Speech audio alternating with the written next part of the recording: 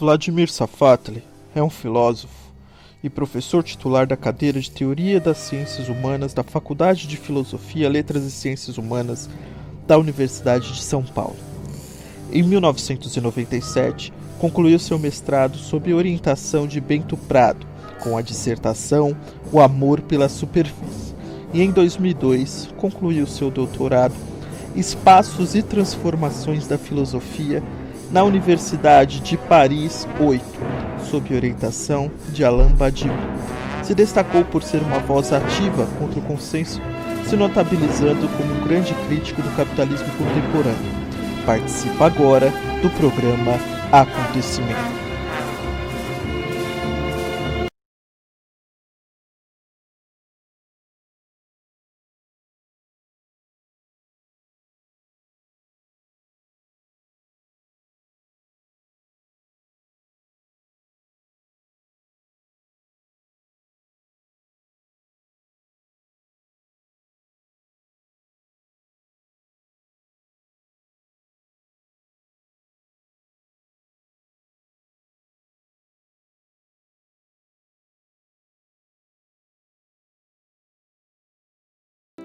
E aqui a gente começa então essa nossa estreia e eu vou fazer uma primeira pergunta para ele. Além de ser um grande intelectual, o professor Safatli é um intelectual engajado que, apesar de dispensar apresentações, foi uma das vozes incansáveis contra o consenso pragmático da nossa grade de imprensa e durante muitos anos foi responsável pelo dissenso na Folha de São Paulo, com posições interessantes e marcadas pela sua intransigência crítica. Um de seus últimos artigos, O Estado Suicidário, causou um certo frisson na esquerda. E para quem está nos assistindo e não conhece esse artigo, ele fala um pouco sobre o contexto de nós todos sermos parte de um experimento. Esse experimento não é pelo acaso, mas são destinos que nossos corpos têm em direção a um experimento de tecnologia social e nova forma de gestão. Ou seja, nada do que acontece hoje no Brasil, e não só no Brasil, no mundo, é fruto de um improviso. Ou seja, né, essa implementação do que Paul Virilio chama de estado suicidário acontece de forma maestral no Brasil, porque é um país que se mostrou definitivamente palco dessa tentativa de implementação do estado suicidário. Esse estado suicidário não é só uma necropolítica, como a gente também vem dizendo, né? Não é apenas um gestor de morte, ele é um ator contínuo da própria catástrofe. E aqui eu estou citando já o próprio artigo do professor Safatli. E o fascismo brasileiro, representado na figura de Bolsonaro, encontrou um cenário perfeito diante dessa pandemia, né? Para concretizar esse estado. Então, nesse sentido, eu queria que a gente partisse desse contexto. Ao demonstrar que a possibilidade de autodestruição das formas mínimas de organização social pode ser esboçada por um Estado cuja única função é salvar uma plutocracia que se instalou na Faria Lima, parece que toda mudança qualitativa do interior dessa ordem se tornou impossível. E falando em impossível, e dar corpo ao impossível, que é o título do livro do Safatli, do último livro, eu queria perguntar, o que é esse impossível? O que nós buscamos ao criar um corpo ao impossível? Citoyens, citoyennes, bonjour. Nous sommes fiers et heureux de vous présenter donc notre première émission. Notre émission que nous allons appeler Télévision communale, parce qu'on parle beaucoup de communes en ce moment. Nous allons peut-être avoir quelques problèmes techniques, parce que nous manquons de moyens pour l'instant. Je me présente. Então, primeiro eu queria agradecer aí esse convite que me foi feito para discutir com vocês essas questões, que são questões caras para todos nós, né? Sobre a sua pergunta, eu diria o seguinte, na verdade, esse sintagma, dar corpo ao impossível, ele tentou explicitar a natureza a natureza das transformações estruturais que são próprias ao movimento dialético. Eu queria recuperar a dialética como figura fundamental do pensamento crítico. E achava que isso fazia todo sentido, ainda mais num país como o Brasil, onde a dialética ela serviu em vários momentos da história brasileira para o país tentar pensar a si mesmo e o seu lugar. Né? Seja através de uma dialética que terminava de maneira conciliatória através da suspensão das contradições entre atraso e desenvolvimento, entre local e global, certo? Ou seja, que era uma coisa meio laudatória, ou seja, uma dialética que, ao contrário, se voltou contra as possibilidades de síntese, exatamente para insistir como o Brasil era um país que girava em falso, como a sua estrutura, a estrutura da sua experiência girava, e era importante mostrar esse giro em falso, né? Ou seja, durante vários momentos a dialética foi mobilizada para pensar países de condições periféricas como o Brasil, que na verdade recuperavam algo da sua natureza inicial, que foi feito exatamente dessa maneira. Se a gente lembrar que a Alemanha no século XIX era uma nação periférica. Então eu queria fazer isso, mas para tentar, de uma certa forma, acrescentar mais um momento dentro desse processo, que eu diria que é um momento de emergência. Um momento de emergência que se considera mais ou menos a seguinte ideia: quer dizer, seria necessário agora, mais uma vez, retornar à dialética, mobilizá-la para pensar em que condições a emergência de algo que aparece a nós como impossível é possível. Então, aí começa uma questão, que é essa figura do impossível não é a figura do limite. Não se trata simplesmente do que não pode ser ultrapassado, do que não pode ser experimentado. Trata-se, na verdade, daquilo que, do ponto de vista da situação atual, é indescritível. Impossível nesse sentido, né? Aquilo que, dado uma situação atual que organiza condições de possibilidade de experiência, há aquilo que se adequa a tais condições e há aquilo que, do ponto de vista dessas condições, aparece como impossível. E aquilo que, do ponto de vista dessas condições, aparece como impossível, pode ser o elemento motor de uma nova situação. E me parecia que seria interessante insistir um pouco, quer dizer, como essa sempre foi a questão fundamental da dialética, porque se a gente puder dar uma definição de dialética, eu diria que a dialética é uma teoria de transformações, dos processos de transformação estrutural a partir de mutações internas. Quer dizer, como transformações estruturais se dão através de mutações internas. Então, essas mutações internas que fazem com que alguma coisa que aparecia como impossível se realiza. Por isso, essa ideia de dar corpo ao impossível. Digo sobre o seguinte: no teu livro Dar Corpo ao Impossível, surge uma interpretação da dialética muito interessante que você já começou a esboçar aqui ao responder a pergunta da Luísa, que é a aproximação entre o Adorno e o Hegel, né? Ela se mostra riquíssima ali em Dar Corpo ao Impossível, porque ali surge a dialética como uma posição, eu diria, não posicionada, no interior daquilo que poderíamos prever na lógica constituída, né? Quer dizer, é mais ou menos como a dialética assumisse uma não posição no interior de uma lógica constituída. Uma negação desdobrada, se me permite dizer, que se coloca desvelando o movimento operado pela própria contradição, né, que emerge, que essa lógica não deixa ser abarcada, né, ou não se deixa desvelar no interior dessa lógica. Daí que aquilo que a gente pode chamar de processualidade dialética não tem mais aí um caráter metafísico. É muito interessante porque isso repõe uma linha de atuação entre a dialética hegeliana e a de Adorno, né, porque a dialética, nesse sentido, seria uma suspensão, sendo bem grosso modo, seria uma suspensão que opera a parada do fluxo normativo, né, e demonstra que toda enunciação filosófica, e aí isso está no seu livro, né, em alguma parte lá, acho que no início, toda enunciação filosófica é um enunciado em situação, né? Aqui há algo muito, acho que muito interessante, porque me parece que a dialética, e aí eu já estou fazendo aqui um esforço de interpretação, tentando exceder, inclusive, os limites da tua linha crítica, tá? Me parece que a dialética traduz uma posição desconfiada de um passo atrás mesmo frente ao todo constituído, uma expressão que é uma expressão profundamente filosófica. E aí o que eu quero dizer há algo nisso, se a gente pegar o parágrafo 71 lá da Fenomenologia do Espírito, e toda a crítica que Hegel faz sobre a necessidade de um instrumento do conhecer, né?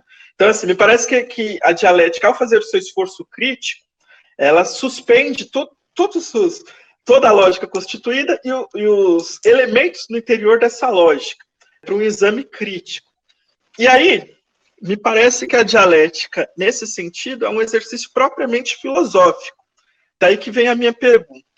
Quando você se apropria do conceito de situação lá do Badiou, e de maneira muito interessante evidencia que enunciar uma situação explicita seus limites, de certa forma, essa não seria uma resposta, e aí é uma pergunta um pouco provocativa, mas eu gostaria que você falasse a respeito, essa não seria uma resposta à tese 11 de Marx, que foi amplamente vulgarizada? Quero dizer, o exercício dialético não parece ser não parece ser próprio ao caráter de investigação filosófica. Paris est en train de vivre une véritable révolution en ce moment. Est-ce que vous pouvez nous dire ce qui se passe en Algérie? Vous savez, c'est-à-dire, il ne faut pas se voiler la face. Obrigado aí pela pergunta, Douglas. Primeiro, bem, você tem toda a razão. O conceito de situação, como ele aparece nesse livro, da Arcopode Possível, ele é uma adaptação do conceito do Badiou, você tem razão, né? Que, por sua vez, já era uma adaptação do conceito de situação do Sartre, né? Eu achava que era interessante, que ele fazia todo sentido, né, para ser recuperado dentro de uma chave dialética. Eu insistiria em 3 pontos que você levantou antes de falar sobre a tua questão. Primeiro, de fato, eu tentei insistir em várias circunstâncias que, entre a dialética hegeliana, a dialética marxista e a dialética negativa do Adorno, não era possível falar em 3 formas de dialética. Que era mais correto falar a dialética em 3 situações históricas distintas. Porque daí vinha a ideia de insistir a dialética é uma ontologia em situação. Por ser uma ontologia em situação, ou seja, ela percebe, dependendo do contexto histórico no qual ela é enunciada, no qual ela toma seus objetos, ela sabe que há aquilo que pode ser, aquela pressuposição que pode passar a posição, ou há também aquelas posições que não podem mais ser ditas. Um exemplo, por exemplo, eu havia insistido isso para dizer, por exemplo, o Habermas tem essa leitura da dialética adorniana como uma espécie de dialética amputada. E é claro que isso tinha um interesse histórico, né? Que era falar que você estava diante de uma espécie de negação ad hoc, né? Negação determinada ad hoc, que gira em torno do seu próprio vazio, certo? Impedindo qualquer possibilidade mesma de efetivação, de recompreensão dos processos normativos em vigência já em operação na vida social, né? E é claro, eu achava essa leitura extremamente ruim por uma série de razões. A primeira delas é que a dialética negativa não era uma dialética amputada, não era amputada do seu momento de síntese, isso não era verdade. O que acontecia é que para o Adorno era muito claro que no contexto atual, histórico atual como o nosso, sínteses que o Hegel imaginava como possíveis de serem postas não podiam mais ser postas. Então, por exemplo, a figura do Estado como horizonte fundamental de racionalidade política, no caso do Hegel, a figura da história, do processo histórico, a figura da totalidade, elas não podiam mais ser postas. Mas não é porque não existe uma ideia de totalidade verdadeira na dialética negativa. Isso não é verdade. Isso absolutamente não é verdade. Tanto é assim que, quando o Adorno vai fazer a crítica ao positivismo, ao Popper e companhia, a sociologia positivista, eles falam, olha, eles tomam as coisas como se não existisse nenhum tipo de relação entre elementos. Eles não compreendem os processos de totalidade. E não é só a falsa totalidade do capital, porque se você fala de uma falsa totalidade, é porque você tem um horizonte de uma totalidade verdadeira. E eu insisti, eu fui atrás para dizer, olha, inclusive, isso funciona normativamente no Adorno. Basta você parar de imaginar que os textos sobre estética são performaria. E eles fazem parte do processo de reflexão filosófica, que a estética é um campo de praxis social. Então, tá lá as figuras da totalidade verdadeira, né? E mais do que isso, uma totalidade verdadeira que não tem só um impacto estético, como tudo no Adorno. Tem um impacto moral, né? Tem um impacto epistêmico, epistemológico, tá tudo mais ou menos articulado. A única questão é que, numa situação histórica como a atual, certo? Na qual aquilo que poderia ser diferente, como diz o Adorno, ainda não ocorreu, e é importante, e aí vem uma diferença importante do Adorno com modelos de filosofia da diferença, como, por exemplo, do Deleuze, por isso que eu fiz questão de escrever um capítulo sobre isso, porque para ele era importante dizer, bem, não é possível falar em nome da diferença. Não porque não se acredite na diferença, mas é porque isso significaria colonizar a diferença com as estruturas gramaticais do presente, ou seria matá-la. Né? Ou seja, daí essa ideia clássica do Adorno, a antecipação da sociedade reconciliada é um atentado contra a reconciliação. Bem, a dialética negativa é a figura da dialética para o tempo presente, como a dialética hegeliana foi a figura da dialética para aquele momento, no qual, inclusive, sei lá, figuras de síntese, só para pegar uma entre tantas, né, como o Estado, era um ganho de racionalidade em relação, por exemplo, à estrutura semi-feudal que a Alemanha ainda estava imersa naquele momento. Então, uma coisa é você falar do Estado em 1822, outra coisa é você falar hoje. Mas é claro, o problema em filosofia é que às vezes as pessoas esquecem que são enunciados em situação, os enunciados filosóficos. Por outro lado, segundo ponto, quando você mesmo insistiu que, na verdade, era um caso de pensar uma dialética como uma espécie de processualidade contínua, né? Uma processualidade que tem na figura da contradição seu elemento decisivo, eu também queria insistir nesse aspecto, porque, veja, é muito interessante essa função da contradição, porque trata-se de dizer mais ou menos o seguinte: só há transformação estrutural quando emerge um ponto de contradição global. E essa é uma questão decisiva, porque trata-se de marcar um impossível. A contradição é exatamente por causa disso, porque trata-se de marcar um impossível. Aquilo que, do ponto de vista das possibilidades de experiência, parece como completamente impensável, por isso contraditório. Então, mais uma vez, essa contradição, ela é uma forma de movimento. Ela não é um limite do pensamento. Ela é uma forma de movimento.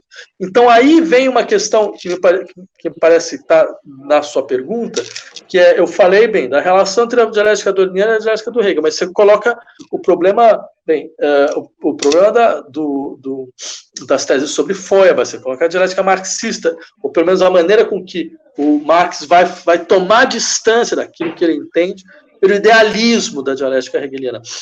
Eu tenho uma maneira de compreender isso, que consiste mais ou menos no seguinte, você falou da tese 11, né?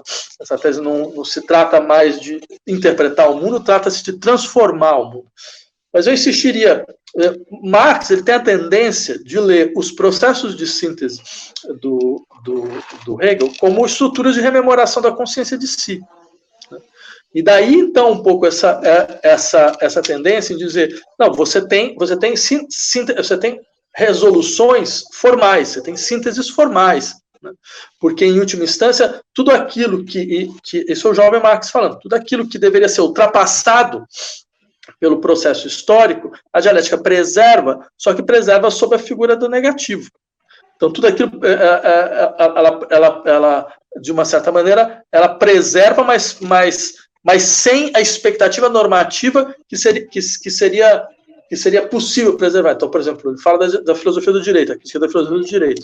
Então, você preserva o direito abstrato, você preserva a moralidade, mas elas são momentos superados. Né? Então, elas não, ou seja, a maneira de pensar isso, elas não fornecem o horizonte normativo fundamental, mas elas estão lá ainda. Elas estão lá, em operação. Então, a dialética ela não permite essa transformação. Então, aí começa a ideia da dialética como teoria do falso movimento. É o que vai dar no século XX, em todas as críticas que a dialética teve no século XX. Mas eu insistiria num aspecto. Eu acho que a questão que me parece importante do Marx, principalmente do jovem Marx, é como se ele dissesse alguma coisa do tipo: há uma indução material.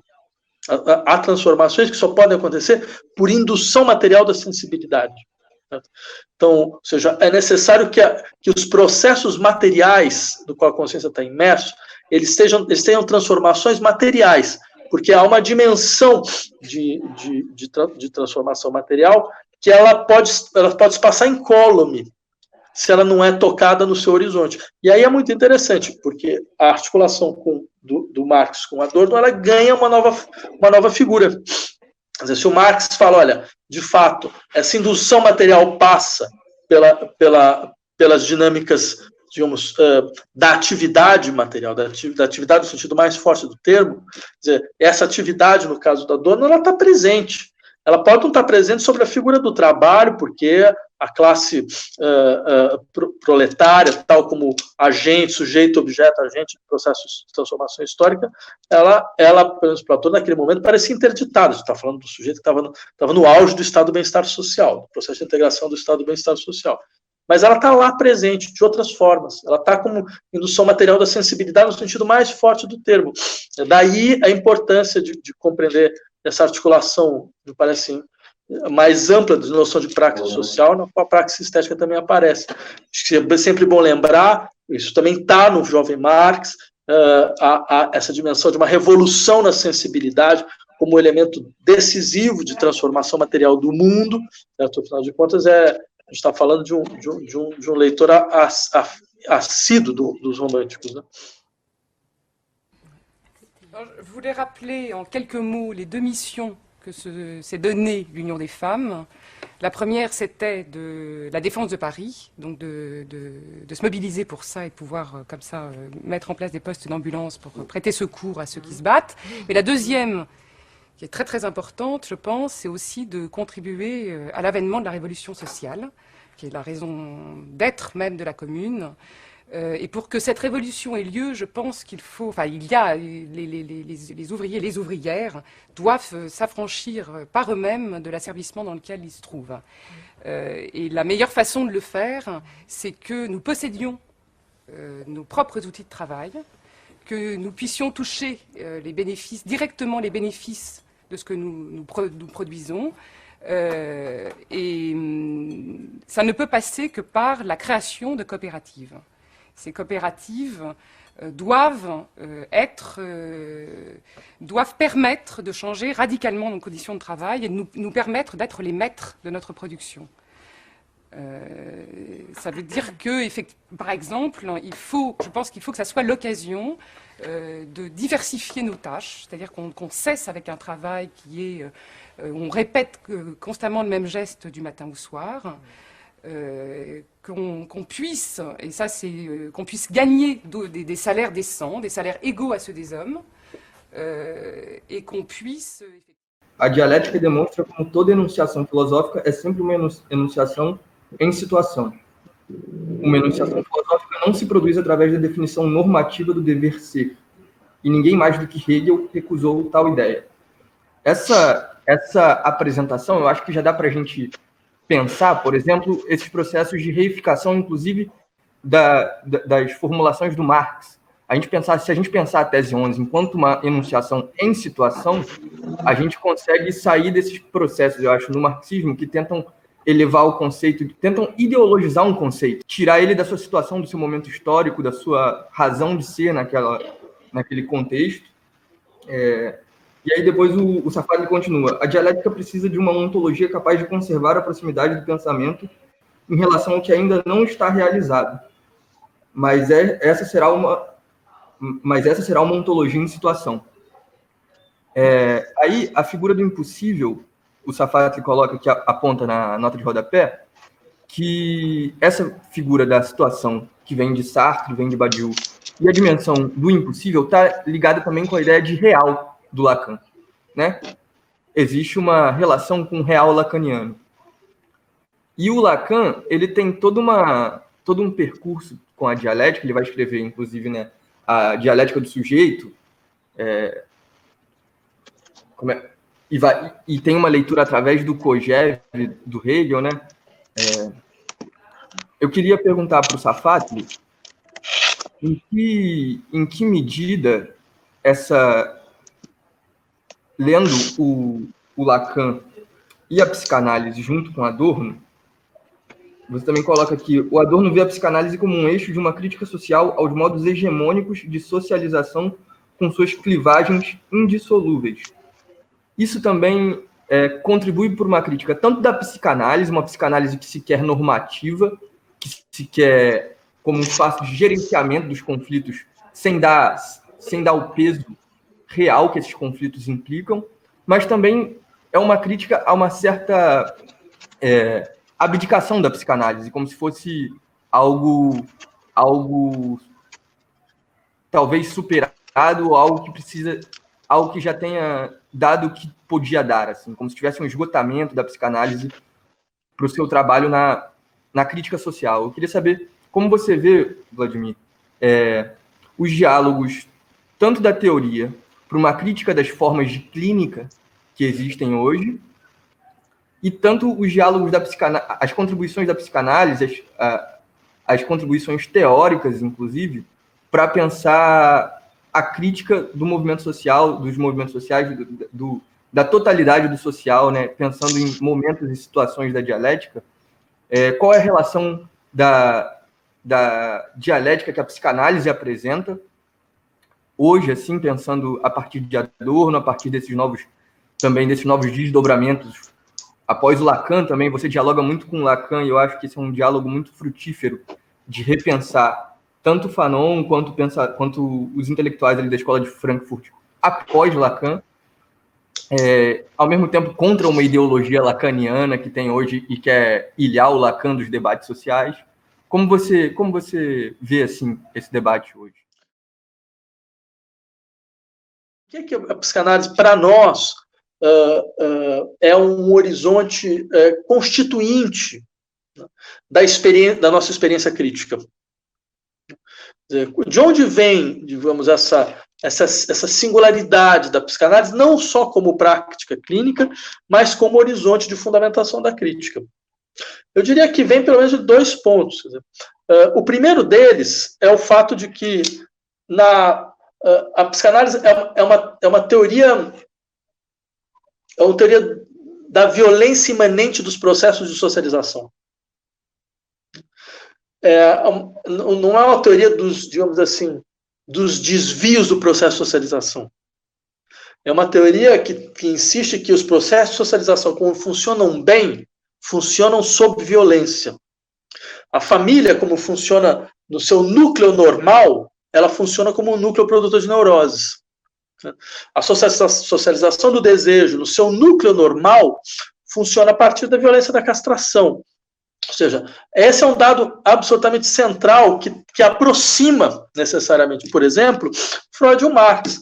Marx vai falar, olha, o processo de funcionamento do capitalismo, no seu núcleo normal, na realização das suas promessas normativas, de liberdade dos indivíduos em poderem se dispor do seu trabalho, cada um por si, ele se realiza como alienação. A alienação não é um desvio desse processo. Ela é o processo funcionando normalmente. Então, eu diria, esse tipo de percepção é a percepção que o Freud leva para a clínica. Por isso que ela vira, por isso que a psicanálise, a partir de então, não é mais possível você falar em família da mesma forma, não é mais possível você falar em sexualidade da mesma forma, não é mais possível você falar em corpo da mesma forma, não é mais possível você não entende a explosão de demandas políticas que vai acontecer no século XX sem passar por esse processo. Então você tem 2 figuras importantes de crítica, e a Escola de Frankfurt ela é construída em cima dessa dualidade. A recepção da Escola de Frankfurt à psicanálise, ela é fundadora da Escola de Frankfurt. Né? A tese recusada do Adorno ao que tudo indica, teria sido a primeira tese acadêmica na Universidade Alemã, onde a psicanálise aparece de maneira constituinte. Então, o primeiro lugar onde a psicanálise vai ser ensinada na Universidade Alemã vai ser em Frankfurt. Né? Ela dividiu o Instituto de Psicanálise, dividia a sala com o Instituto de Pesquisa Social. Né? Isso fez o Freud, inclusive, mandar uma carta para o Horkheimer em agradecimento. Isso por um lado. Por outro, aí você levanta também esse tipo de trabalho que eu tentei desenvolver já há algum tempo, que é um trabalho de articulação, onde setores da psicanálise, que, a meu ver, avançaram mais dentro não só da compreensão, digamos, dialética da sujeição psíquica, da instauração da vida psíquica, certo? E também das transformações imanentes aos processos clínicos, eles se aproximam, ao meu ver, às vezes muito, até mesmo involuntariamente, certo, daquilo que a dialética se desenvolveu da maneira mais bem acabada no horizonte dos frankfurtianos. Aqui eu acho que a história de Frankfurt com a dialética termina na primeira geração. Né? Então, ela é o lado dramático da história, porque depois é uma caída por tabelas. Ela se transforma num pensamento sistêmico, né? E não um pensamento de transformações estruturais vinculadas a uma concepção, digamos, revolucionária da dialética. Não por acaso, o topos da revolução desaparece por completo. Uma recuperação da dialética, ela tinha que passar pela reconfiguração de uma teoria do sujeito. Porque era uma maneira, por um lado, de preservar as possibilidades de agência, mas essa agência ela não poderia mais ser pensada sobre a forma tradicional da agência, né, que é a forma da deliberação, da decisão, da representação da consciência. Isso, para mim, era uma coisa muito, muito singular, que como essas experiências políticas, muitas vezes as mais radicais, elas mobilizam uma ideia de emancipação que é pré-psicanalítica, que é uma emancipação assim, de agência de sujeitos que não têm consciente. Ao contrário, a própria maneira como a ideia de autonomia ela é utilizada dentro desses embates, ou seja, uma associação cooperativa de indivíduos livres, conscientes dos seus interesses, conscientes dos seus horizontes de ação. Eu me perguntava onde é que eles achavam essas pessoas, né? E mais do que isso, como teoricamente isso era regressivo. Né? O nosso desafio era outro. Nosso desafio é pensar uma agência de sujeito que não fosse mais dependente desse horizonte que, no fundo, ainda era um horizonte aristotélico. Né? Uma ideia de deliberação com cálculo de meios e fins, né? Daí a ideia de planificação, tudo que esquecia, em larga medida, como as verdadeiras ações, elas são feitas de outra maneira, completamente diferente. Né? Elas são feitas nos sujeitos, elas não são feitas pelos sujeitos, elas ocorrem nos sujeitos. E muitas vezes, aí desculpa o resquício estruturalista, e muitas vezes não, na maioria das vezes, a despeito deles. Um pouco como Lévi-Strauss falava, não são os homens que pensam nos mitos, são os mitos que pensam nos homens, eu diria ainda mais, e a revelia deles. Há um processo histórico que cabe aos sujeitos reconhecê-lo. Reconhecer que, de uma certa maneira, ele age nos sujeitos. E muitas vezes a revelia, sem que os sujeitos saibam imediatamente o que eles estão a fazer. Mas essa confiança em alguma coisa que você não sabe completamente o que está sendo feito, essa é uma transformação subjetiva fundamental para a abertura para processos de transformação efetiva. E aí eu acho, tem uma articulação muito interessante entre a tradição dialética na sua crítica a esse tipo de subjetividade que se ancora uma noção representacional de consciência. Isso tem toda uma longa tradição, certo? E a reflexão psicanalítica, para quem, bem, isso é a forma mesma da alienação. Rétablir des droits dans les pays qui sont absolument opprimés par les pays les plus capitalistes. C'est pas une barricade aujourd'hui. Le combat, il est beaucoup plus grand. Même au sein des pays capitalistes, le peuple aussi est opprimé. L'oppression, elle est dans les pays pauvres, elle est dans les pays riches pour les pauvres. On est des êtres humains. Merde! On est obligé sans cesse de l'aliénation, parce que la morale, c'est toujours la morale. De fato, há uma tarefa bastante interessante, a meu ver, para o presente, que é pensar quais são as coordenadas para a recuperação de um pensamento revolucionário. Ou seja, o pensamento para o qual a ideia de revolução ela tem uma função clara e, digamos, insuperável. E acho um elemento importante, porque se você pensar bem, talvez nós somos a primeira geração, desde o final do século XVIII, para a qual a revolução não é uma questão. Ela saiu de cena. Então, isso traz consequências, acho, muito, muito importantes, inclusive para o bloqueio da imaginação política, do qual a gente reclama tanto hoje em dia. Né? E eu insisto nesse aspecto porque acho que você levantou algo que, para mim, também é muito caro. Uma revolução não é uma mudança dos sujeitos do poder. Né? Não é uma mudança das formas, digamos, de exercício do poder. É algo ainda mais elementar. É uma mudança na gramática do poder. É uma mudança do que significa exercer a força. Então, isso implica uma transformação que não é só uma transformação de quem ocupa o poder, mas uma transformação dos sujeitos que, à sua maneira, compõem o processo histórico. Essa transformação dos sujeitos, ela está, a meu ver, muito vinculada ao fato de que, bem, há uma mudança na agência, a forma de agir muda. E essa forma de agir muda porque sem essa mudança não é possível pensar em emancipação. Nós somos muito, muito dependentes de uma ideia de emancipação que está vinculada, na verdade, aos usos filosóficos da noção de maioridade. No fundo, a ideia, ela vem daí. Né? Da mesma maneira como dentro do horizonte jurídico, né, sair da minoridade, alcançar a minoridade, ou seja, ser imputável, ter responsabilidade, certo? Diz respeito a todo um processo disciplinar de constituição de uma certa ideia de vontade.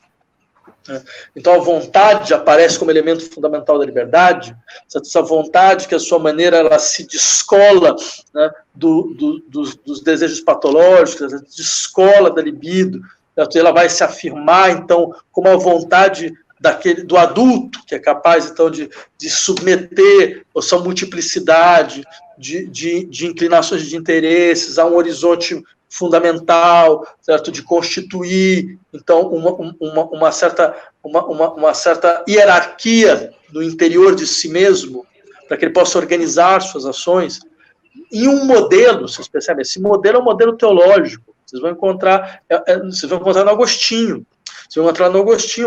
fazendo a crítica à libido, né? Porque a crítica à libido é a expressão da insubmissão do corpo, como o corpo não se submete à vontade, quer dizer, eu não consigo controlar minha libido, mas isso Deus teria colocado no humano para que o humano lembre da insubmissão que ele teve ao divino. Então, é a marca do pecado original, é a marca da falta.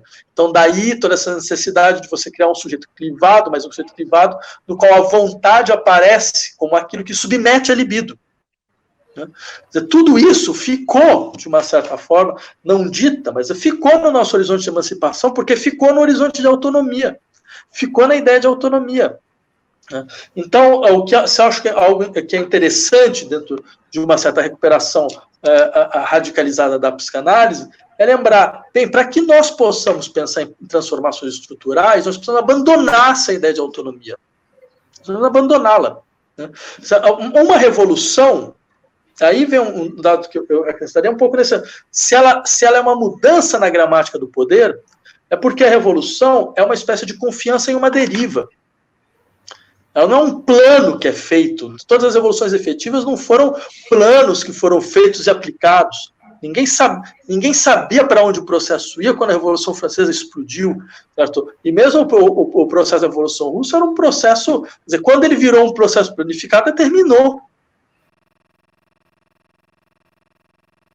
Veja de onde veio essa ideia absolutamente medonha do Ocidente de achar que tudo aquilo que é uma causalidade exterior, tudo aquilo que não se submete à forma da minha vontade é um atentado à minha liberdade.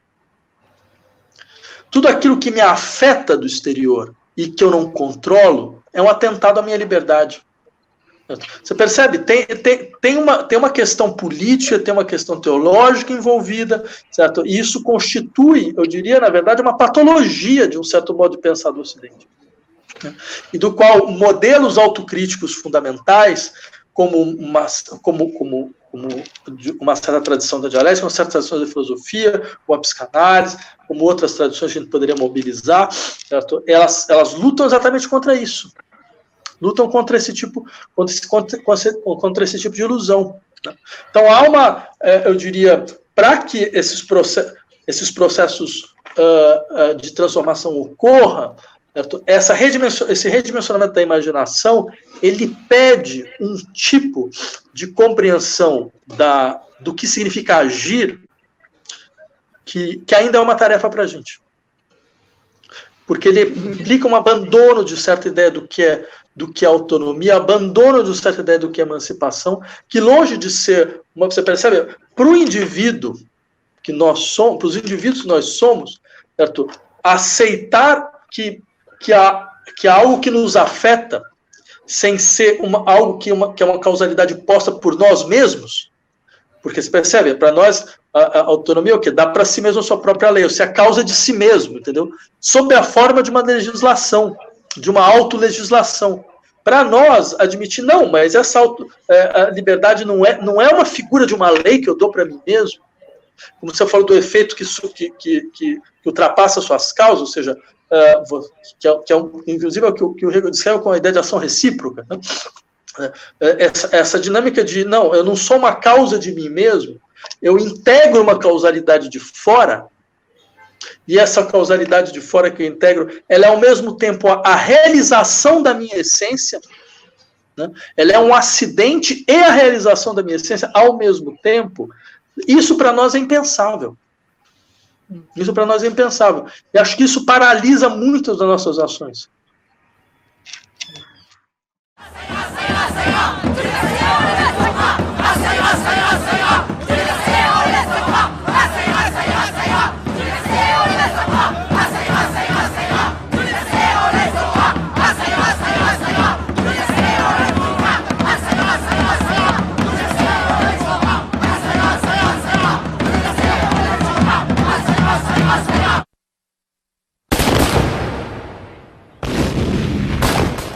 Quando o senhor afirmou na resposta da primeira pergunta do Cian, sobre a dialética hegeliana, marxista e adorniana, que eram enunciados em situação.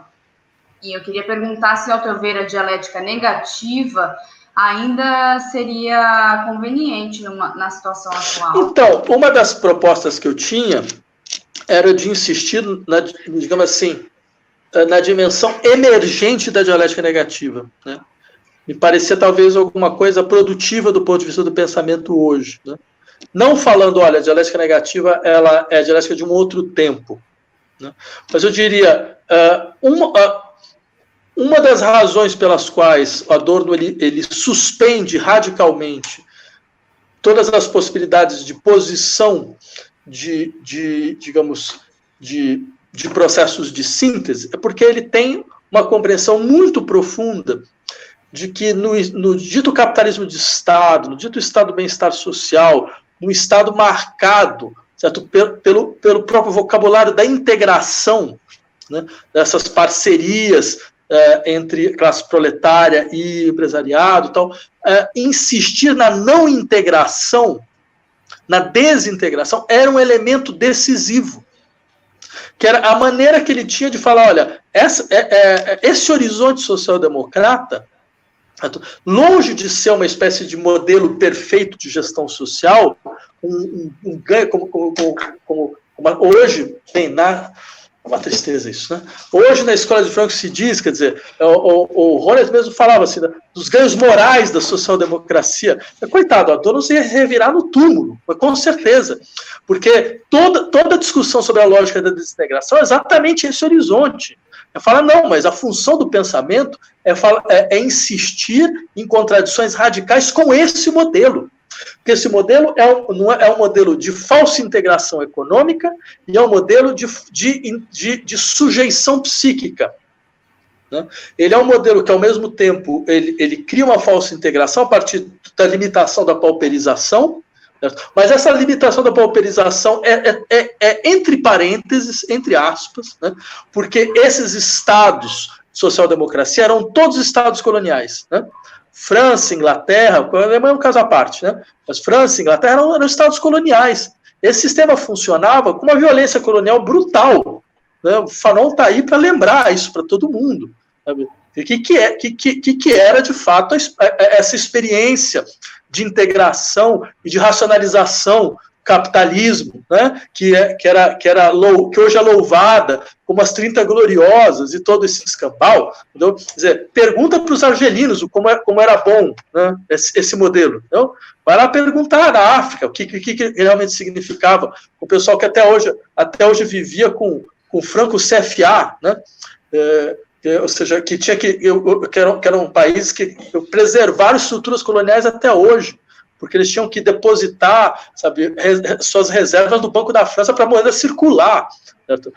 Então você pode imaginar, é uma preservação dos núcleos de pauperização dessas sociedades.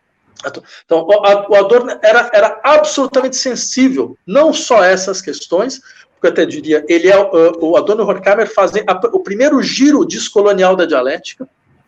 Isso, M. Allen viu bem, foi bom esse tipo de discussão, porque, tudo bem, você tem lá, você pega a dialética hegeliana, a dialética marxista, tem uma dimensão extremamente problemática de um certo colonialismo, né? É inegável, basta se lembrar o que o Hegel vai falar sobre a África como a infância da história, né? E o Marx que compra a ideia de que a China e a Índia estão fora da história, e que o processo colonial inglês, ele tinha uma função inconsciente, né? Mas tinha uma função porque ele ia levar contradição para países que eram sociedades estáticas. Essa ideia de sociedades dinâmicas estáticas é uma ideia extremamente problemática. Bem, a dialética do esclarecimento é o primeiro momento onde isso é cortado. Quando o Adorno e o Horkheimer insistem, as relações entre mito e razão, elas são extensivas a todas as sociedades. Extensivas a todas as sociedades.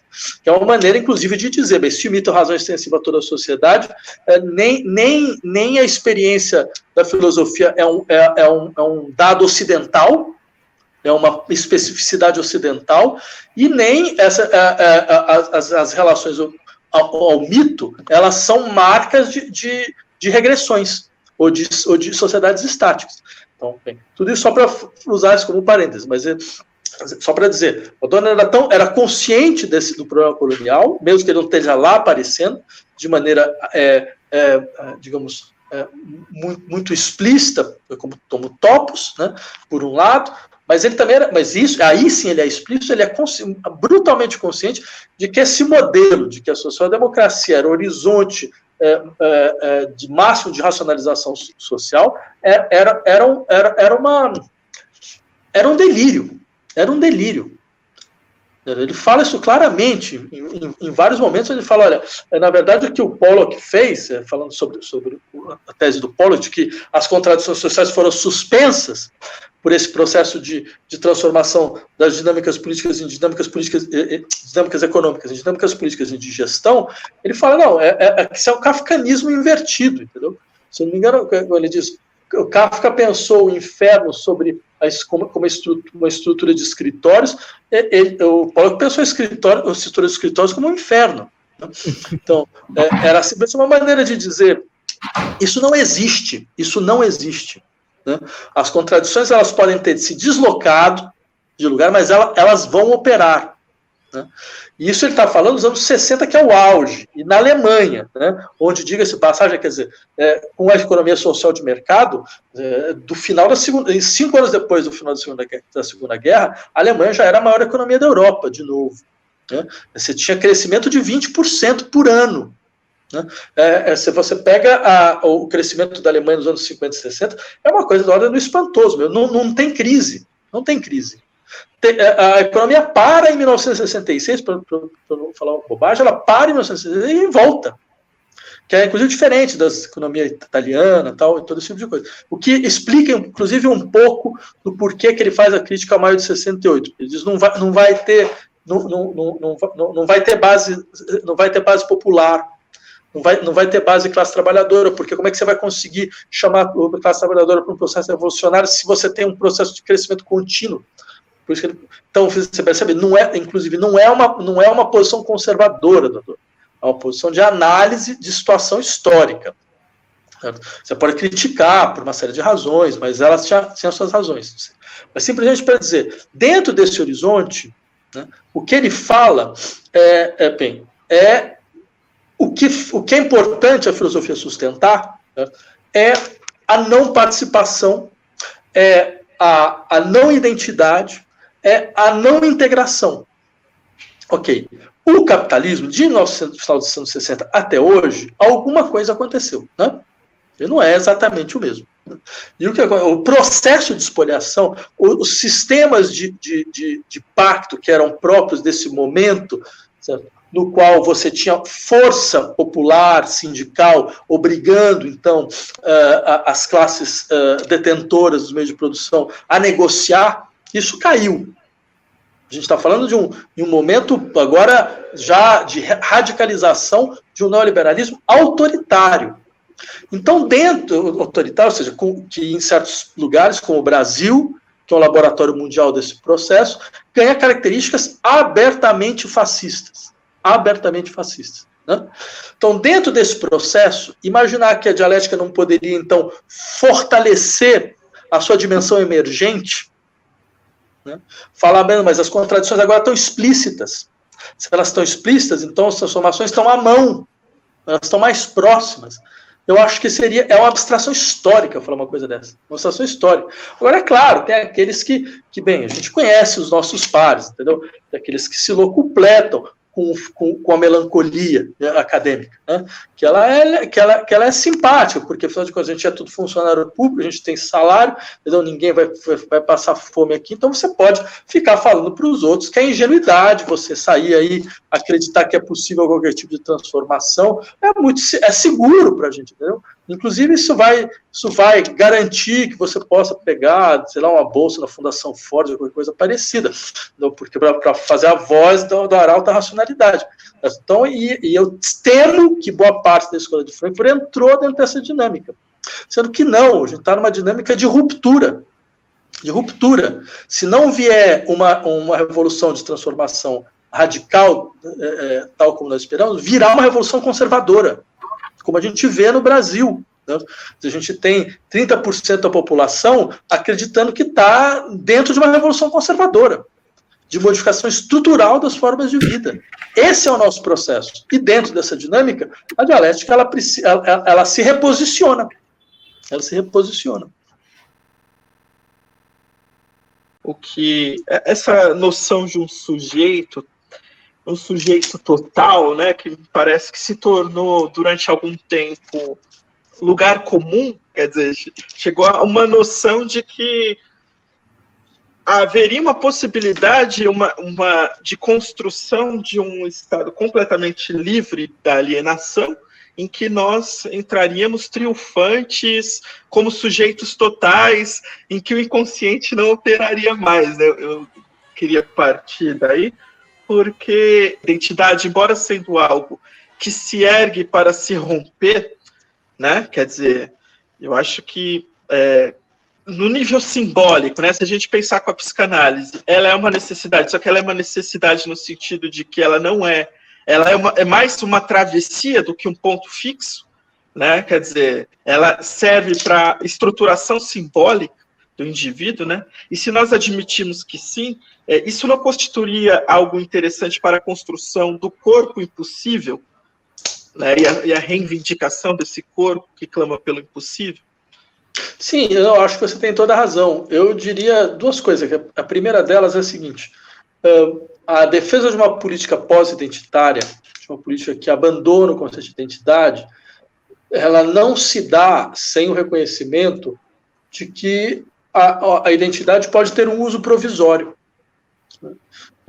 Porque eu posso entender vários movimentos militantes que se enervam com razão, certo? Com um certo tipo de discurso universalista, que no fundo é simplesmente uma forma um pouco mais insidiosa, um pouco menos estúpida, de negar as estruturas de violência recorrentes, os circuitos recorrentes de violência, que têm marcadores muito específicos no interior da vida social. Tem marcadores de raça, tem marcadores de gênero, tem marcadores de classe, esses marcadores estão lá, a gente conhece, tem uma história que ela se confunde com a história dessas sociedades.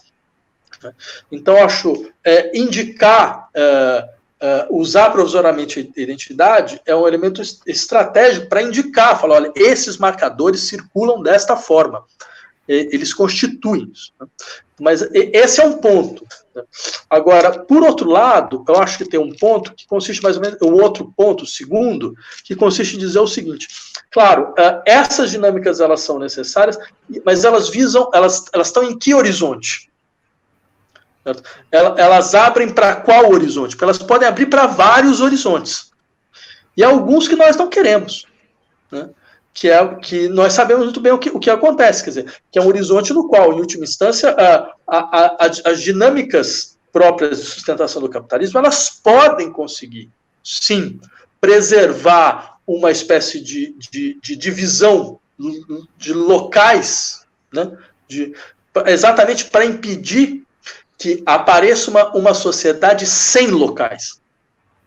Ela pode organizar uma divisão de lugares de fala para impedir uma sociedade de fala sem lugar. Que isso seria a pior coisa do ponto de vista da perpetuação da sociedade capitalista, porque é uma sociedade de implicação genérica. Essa implicação genérica faz com que você permita a emergência de um corpo social onde qualquer experiência de espoliação desse corpo é sentida como um atentado contra a integralidade do corpo. E é possível isso aparecer. A política ela se justifica por causa disso. Meu ponto de vista, é a única razão de existência da luta política. Né? É que algo dessa natureza ocorra, criando um tipo de solidariedade que ela é completamente estranha, absolutamente estranha a esses processos de reprodução material da vida como o nosso, que é marcado ao contrário, pela dissolução absoluta da solidariedade. E essa dissolução absoluta, ela pode até admitir solidariedades comunitárias, né? Mas não uma solidariedade absolutamente genérica. Né? Ela tem que falar que é impossível. Tem que falar que é impossível, que é um delírio filosófico, que tem estruturas de poder por trás, exatamente porque é o que ela mais teme. Mas eu lembraria, só para terminar, dizendo, veja, a meu ver, a questão política central ela sempre foi quem pode falar em nome da universalidade. Não é se a universalidade é ou não possível, mas quem fala. Porque tem certas situações onde dependendo de quem fala, certo? Aí o impossível aparece.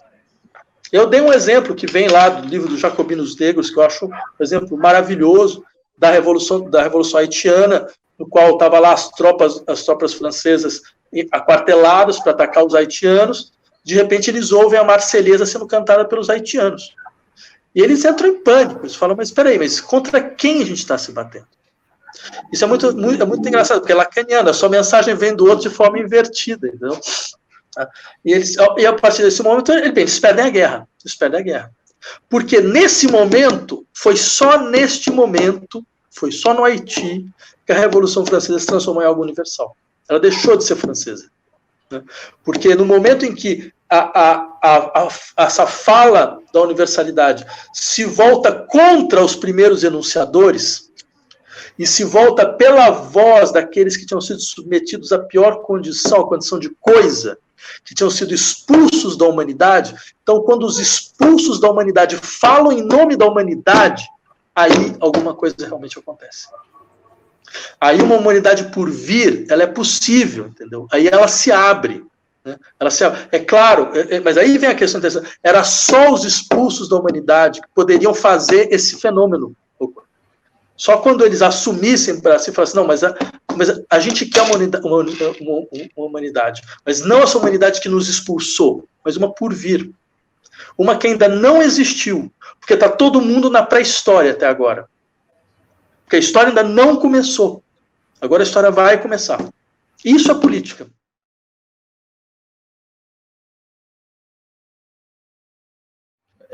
Recobrar essa universalidade, como também alertando como existem certos processos de mitificação e fantasia de retorno a certas origens que não existem, origens que são ficcionais, que estruturam, que inclusive retroativamente contribuem para a naturalização de processos históricos.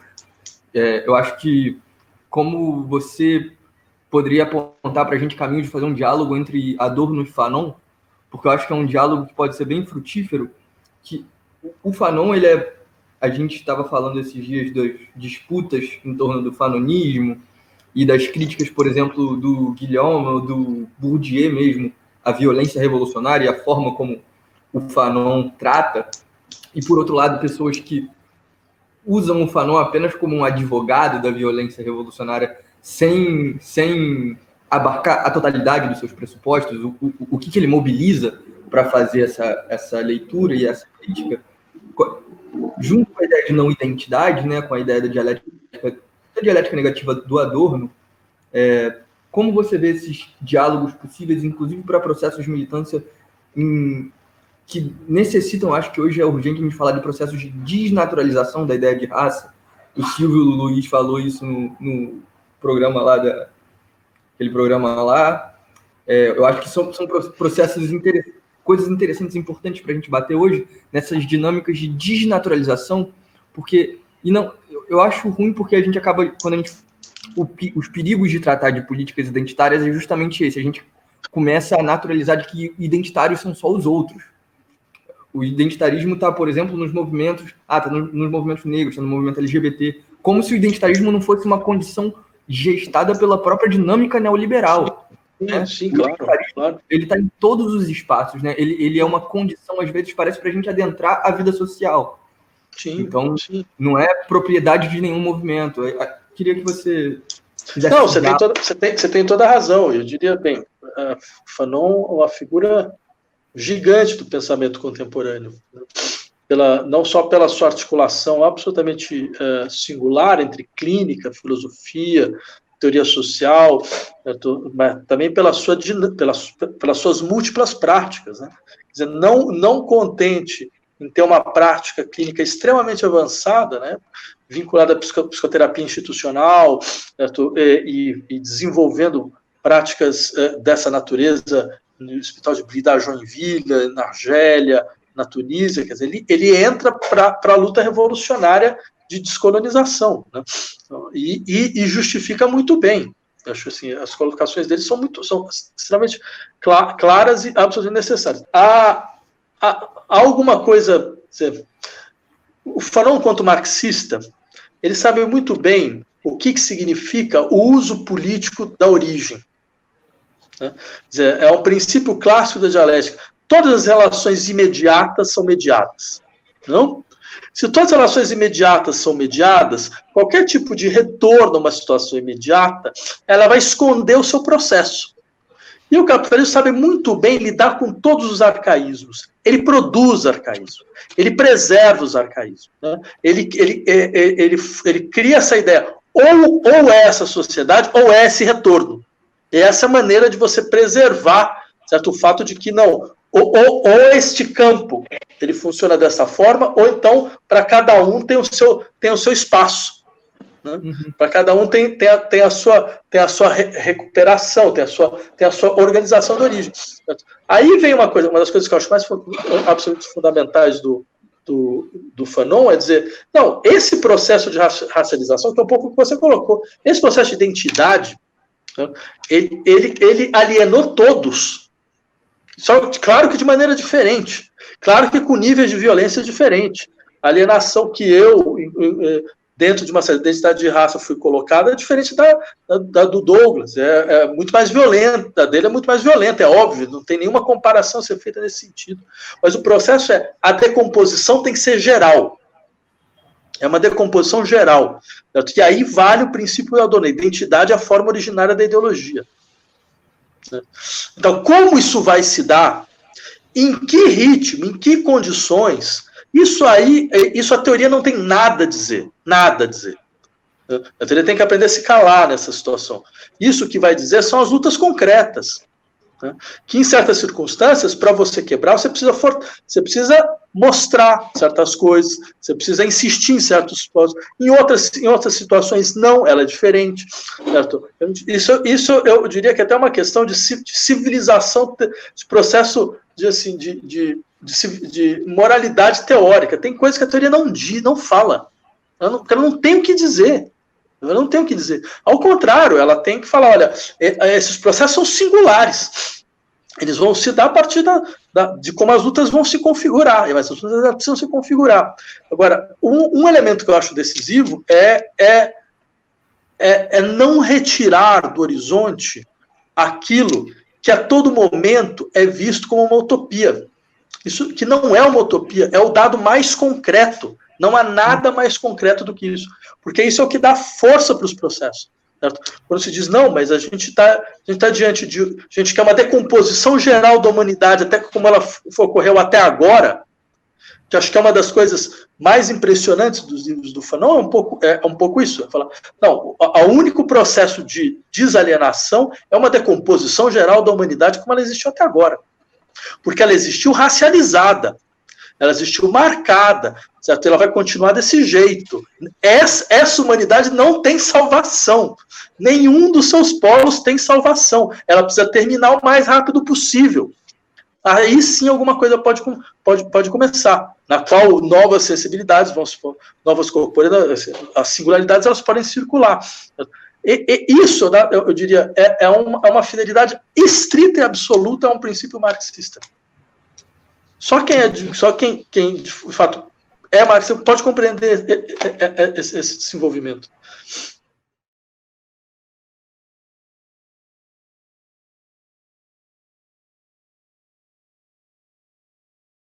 Essa noção de acontecimento que está em Deleuze, mas também está no Badiou, né, que é uma noção de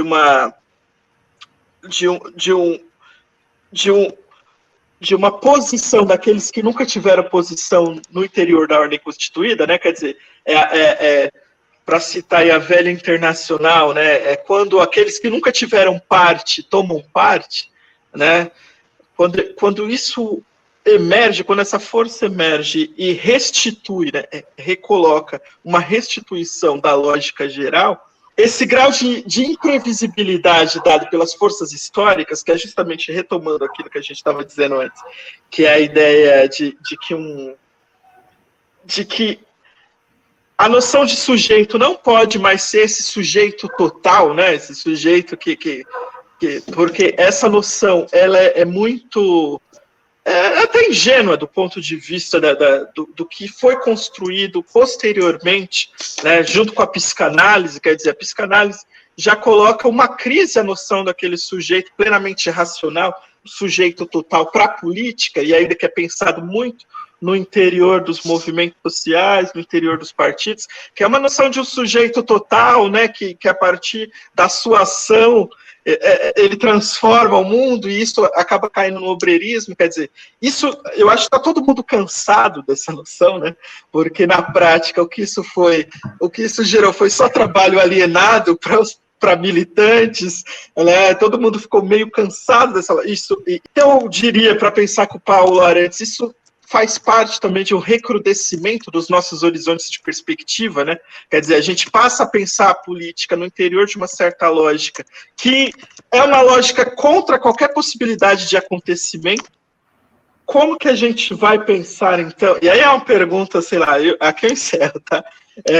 Como que a gente pode pensar, então, essa construção, esse dar corpo ao impossível, né, com uma certa agência que parta do pressuposto do Paulinho da Viola, quer dizer, não sou eu quem me navega é o mar. Sabe? Eu gosto dessa ideia do Badiou de pensar um sujeito como aquilo que tem uma relação de fidelidade a um acontecimento, porque isso quebra uma certa noção substancial de sujeito, para qual o sujeito é aquilo que se autodetermina. Né? Uhum. Que está fundado em algum princípio de autodeterminação. Ao contrário, o sujeito é aquilo que se abre para alguma coisa que, do ponto de vista da situação na qual ele está, é indeterminado. Por isso que é um acontecimento. Indeterminado no sentido de que, bem, não estava previsto, é impredicado, né? Ou seja, então, o sujeito é o nome de um processo de implicação com transformação. Por que o sujeito é importante? Por que é uma categoria filosófica que não dá para você dispensar? Porque ele responde por questões de reconhecimento. Porque para que você possa ter uma implicação com o acontecimento, é necessário que você reconheça o acontecimento. Por mais que alguns tenham uma aversão em relação a isso, você reconhece reflexivamente. Mas a questão interessante toda é que, bem, se tem um elemento interessante da dialética, é livrar a reflexividade da sua especularidade de base. Certo? O Hegel não é o Locke. Quando ele fala de reflexão, ele não está falando da reflexão como você tem uma reflexão de uma imagem no espelho. Ele está falando de um processo de alienação e retorno. É uma outra coisa. A dinâmica é completamente diferente. E é importante isso. E aí eu acho que é uma questão interessante, porque, sendo assim, a questão política que fica é até que ponto, dentro do processo político, nós encontramos sujeitos dispostos a se implicar com aquilo que lhes despossui, das suas determinações identitárias iniciais. Até que ponto a gente encontra? E quanto isso não é fundamental para que você possa, de fato, lutar pelo que é novo. Lutar pelo que ainda não existe. Lutar pelo que ainda é impossível existir. E levando em conta que tudo que é importante para nós um dia foi impossível, né? Tudo que de fato mobilizou nossas lutas foi um dia descrito como impossível. Você percebe? Retirar o impossível do horizonte é a mortificação absoluta da ação social e política. E é isso um pouco que nos tentam fazer, então, como se fosse prudência, como se fosse assim, não, mas vamos botar o pé no chão, certo? Mas afinal de contas, vamos. Pois é, só que o resultado, no fundo, não é colocar o pé no chão, é enfiar o pé na lama, no sentido de que na areia movediça, onde você não vai mais sair, você não tem mais como sair. Né? Existe uma dimensão que é fundamental da ação política, que é falar em nome do que não tem lugar nenhum, do que recusou completamente qualquer determinação sobre lugar. Mas que quando se fala em nome disso, quer dizer, quando se deixa isso falar através do seu nome, sempre fenômenos políticos relevantes ocorrem.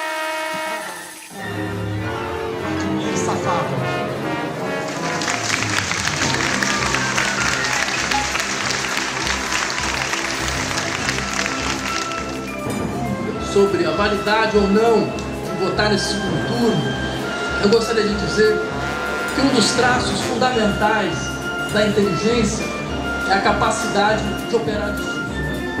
Eu percebo que contra esse fascismo, essas pessoas vão descobrir que nós somos a última barreira. Quis a história que nós fôssemos essa última barreira. Essa luta iria ocorrer. O país não teria como ser o que ele pode ser sem essa luta. Essa luta foi adiada durante muito tempo. Ou ela foi lutada, mas ela foi lutada assim, num momento ou outro. Nunca dessa forma tão dramática, nunca dessa forma tão decisiva. Mas ela iria ocorrer. A luta contra esses discursos, contra esses comportamentos, contra essas ideias. E ela vai ser feita. Porque o que eles vão descobrir é que essa barreira que nós representamos, ela é intransponível. Ela nunca irá. Não haverá nenhuma